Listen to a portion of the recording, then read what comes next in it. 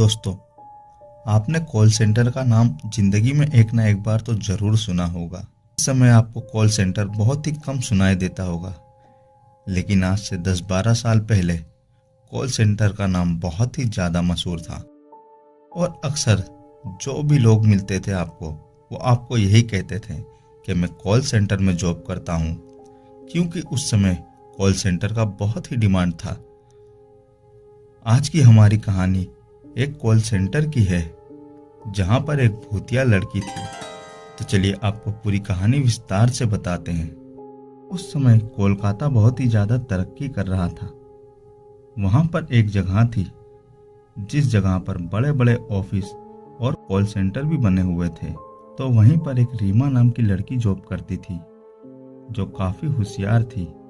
अक्सर उसे हर महीने एम्प्लॉय ऑफ द मंथ का अवार्ड भी मिलता था, और वो बहुत ज़्यादा मशहूर हो गई थी और लोग उसकी इज्जत भी बहुत करते थे, जिसकी वजह से उसका नाम बहुत था। और उसके ऊपर उसके सीनियर भी नज़र रखते थे, और कई सीनियर तो उससे जलते भी थे। अक्सर कॉल सेंटर में जब भी किसी का कॉल आता था, तो लोग 5 या 6 मिनट ही बात करते थे। लेकिन एक दिन फ़ोन आया और रीमा तकरीबन 1 घंटे तक बात कर रही थी। और बात करते करते लोगों ने नोटिस किया कि उसके चेहरे का रंग बदल रहा था और वो काफ़ी सैड लग रही थी। और अचानक से उसने बात किया, और बात करके फ़ोन रखते ही वो तुरंत अपने घर चली गई। वहाँ पर लोगों को समझ ही नहीं आया कि रीमा आखिर घर क्यों चली गई। वो तो बहुत होनहार लड़की है, और हमेशा कोई भी कॉल आता तो वो बहुत अच्छे से बात करती, और सबको हैंडल भी बहुत अच्छे से करती थी। तभी उसके टीएल ने, यानी कि टीम लीडर ने, एक शख्स को रीमा के घर भेजा कि जाओ पता लगा के आओ, आखिर बात क्या है, वो घर क्यों चली गई। तभी एक लड़का उसके घर जाता है। तो वहां पहुंचते ही वो कहता है कि ये रीमा का घर है। तो उस घर में जो शख्स था वो कह देता है, नहीं, यहाँ पर तो रीमा का घर नहीं है। आपको किसने कहा कि यहाँ पर रीमा का घर है? आपको गलतफहमी हुई होगी, यहाँ पर कोई रीमा नहीं रहती है।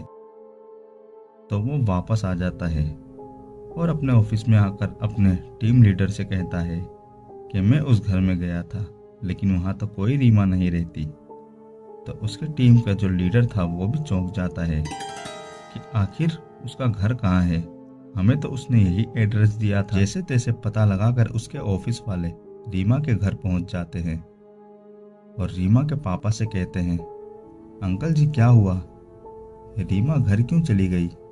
वो आज बहुत उदास लग रही थी, क्या बात है? तो उसके पापा उन लोगों की बातें सुनकर पहले तो चौंक जाते हैं, फिर कहते हैं, तुमने क्या कहा, वापस से कहना। तो वो कहते हैं कि अंकल जी, रीमा उदास लग रही थी, वो घर आई है क्या? तो उसके पापा पहले तो वो लोग का मुंह देखते हैं, और उसके बाद थोड़ी गुस्से में बोलते हैं, तुम लोग पागल हो गए हो? तुम लोग किसकी बात कर रहे हो? पता है रीमा इस दुनिया में नहीं है, उसे मरे हुए तकरीबन 8 साल हो गए हैं। तुम लोग पागल तो नहीं हो गए? मेरी बेटी का मजाक उड़ा रहे हो क्या तुम लोग? तभी वो लोग शौक हो जाते हैं और कहते हैं, अंकल, हमारे साथ तो वो 8 महीने से जॉब कर रही है, आप कैसी बात कर रहे हो? आप मजाक मत करिए। तभी उसके पापा बहुत ही गुस्सा हो जाते हैं और उन लोगों को घर से धक्के मारकर बाहर निकाल देते हैं और कहते हैं, अगर तुम लोगों ने ज़्यादा मुझसे बात की या मुझे परेशान किया तो मैं पुलिस को बुला लूँगा और तुम लोगों को अंदर करवा दूँगा। तभी उसके ऑफिस वाले वहाँ से चले जाते हैं। तभी ये बात पूरे ऑफिस में फैल जाती है। जो एम्प्लॉय रोज रीमा के साथ काम करते थे, उनमें से तो एक की हार्ट अटैक से मौत भी हो जाती है, क्योंकि उसे लगता है, यार, मैं तो इतने दिनों से भूत के साथ काम कर रहा था। और ये बात पूरे ऑफिस में फैल जाती है और सब लोगों की हालत खराब हो जाती है। इतना ही नहीं, इससे पहले वहाँ कई हैरान करने वाली घटनाएं भी हुई थी, लेकिन लोगों ने उस घटना पर यकीन नहीं किया था, क्योंकि उन्हें पहले पता ही नहीं था कि रीमा एक भूत थी। तभी उन्हें एक बात याद आती है बेसमेंट में बैठे गार्ड को कुर्सी से किसी ने गिरा दिया था।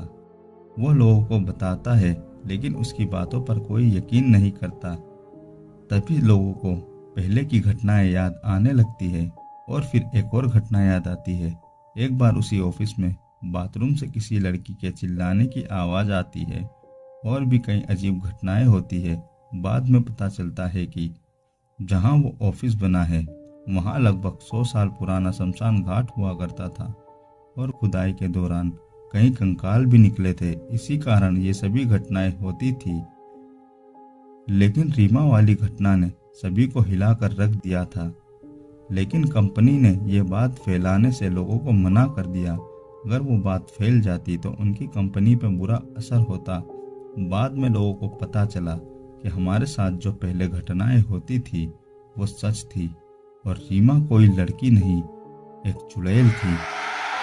उसी घटना के थोड़े दिनों के बाद वो कॉल सेंटर भी बंद हो गया, क्योंकि वहाँ के मालिक की भी अचानक से मौत हो गई और उसकी मौत का कारण भी किसी को पता नहीं चला।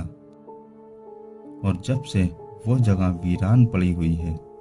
तो दोस्तों, ये थी कहानी। आप लोगों को कहानी कैसी लगी हमें कमेंट में बता देना, और वीडियो अच्छा लगे तो लाइक कर देना, और चैनल पर नए हो तो सब्सक्राइब भी कर देना। चलिए मिलते हैं ऐसी ही दूसरी वीडियो में, तब तक के लिए बाय।